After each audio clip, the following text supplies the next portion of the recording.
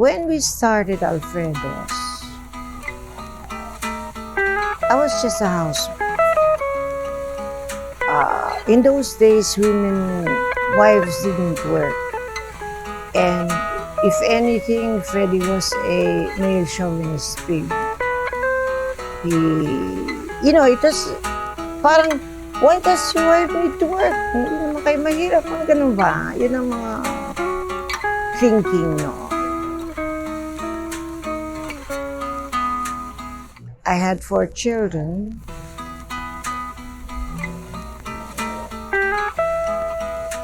All 4 children made me vomit for 10 months. Kasi, ang babae counts the start of her pregnancy on the first day of her menstruation. But apparently, in all 4 cases, huminto na akong magkaroon ng period. Pero hindi pa ako buntis. 10 buwan ako suka ng suka. Abay, nung lumalaki na at sasagot-sagot, halika dito. Porke? Sasampalin kita, you little shit. Ang buo ko sasagot-sagot.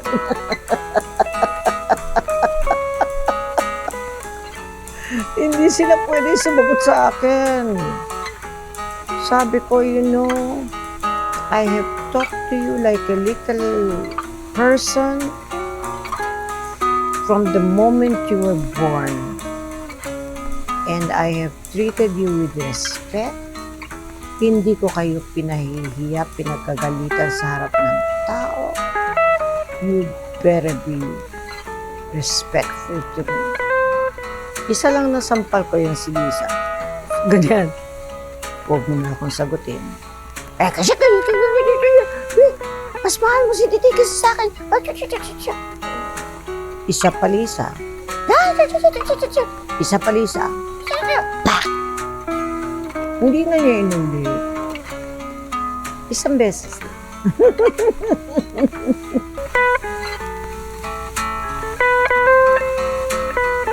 Si Freddie. Pupunta na yan sa Clarkfield, sa Nepak. Bibili na po ano-ano, mga machinery na bubuuin naman niya. Bubuuin niya.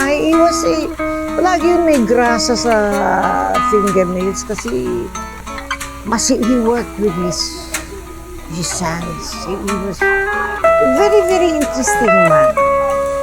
Alam mo, I cried and cried over him. But in the end, only the love remains. Only the love remains. You say, hey, for time you love me, and I love you.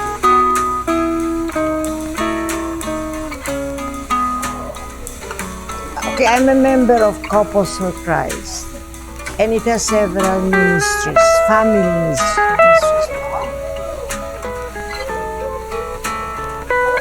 Pagka nabiyuda na mga babae, wala na sila pupuntahan. Whenever they would attend the prayer meetings, lalong na-underline yung kanilang widowhood. So, the handmaids of the Lord was put up. And then, the counterpart is servants of the Lord. And then there's singles for Christ and youth for Christ. Ano yan?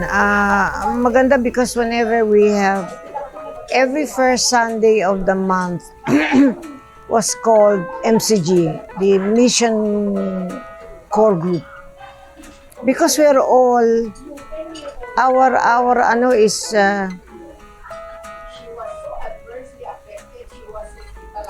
ano ba ang tawag doon? We are evangelistic, charismatic evangelistic missionaries. We're supposed to go out and spread the word. So, yeah. Alam mo, marami akong kaibigan. Kalbo sila dito.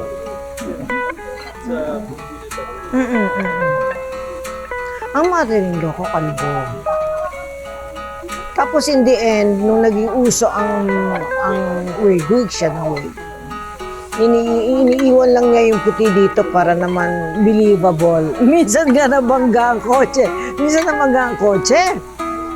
Ano, di na-askew yung wig niya. Yung driver, senyora, siya naman palo ng kamay ng driver para dahil hindi maayos-ayos yun.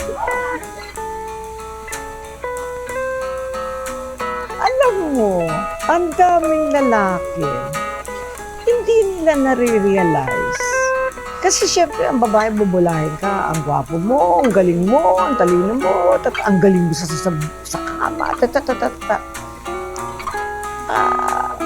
kailangang isipin mo rin, mayaman din ako eh. Baka naman pera ko lang ang gusto nitong punyeta ito. Ay, nako. Incorporate because tax-wise, mas efficacious ang there are more discounts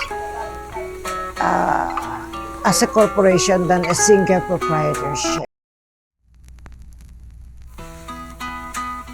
Hindi naman dependent sa beloved ang amount of love mo. It is dependent on your capacity to love. So even if he's not worth it, even if he's a shithead, mamahalin mo. Ay, nako, ang buhay. Alam mo, when I look back, so many memories.